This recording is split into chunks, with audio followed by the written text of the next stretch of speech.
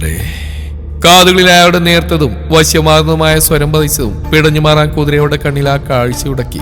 അഴികൾക്ക് പുറത്തുകൂടി നോക്കിയ ഭദ്ര കാണുന്നത് ശശിധരനും കൽപ്പനയും വേഗത്തിൽ ശോഭനയുടെ വീട് ലക്ഷ്യമാക്കി നടന്നു പോകുന്നതാണ്.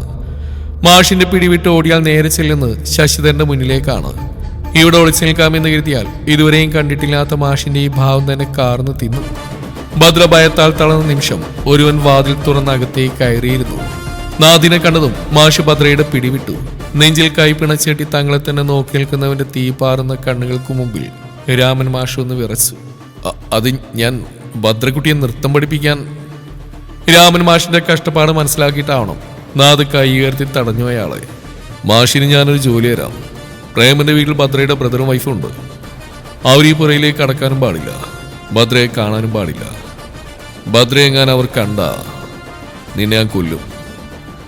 മറിച്ച് ഭദ്രയെ നീ കാട്ടിക്കൊടുത്ത നീ ചാവും. ഔട്ട്.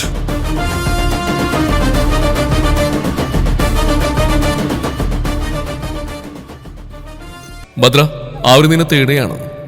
അവർ തിരികെ പോകുമ്പോൾ കാവിലേക്ക് പോകുന്ന വഴിയെ വേഗം തറവാട്ടിലേക്ക് ഓടിപ്പോണം. അതുവരെ ഇതിനുള്ളിൽ മറിഞ്ഞിരിക്കാം.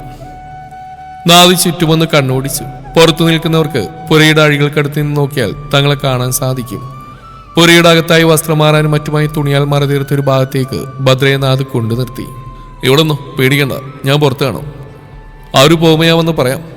നാദ് പിന്തിരിഞ്ഞ് നടക്കാനാഞ്ഞതും ഭദ്ര അവനെ മുറുകെ കെട്ടിപ്പുണർന്നു.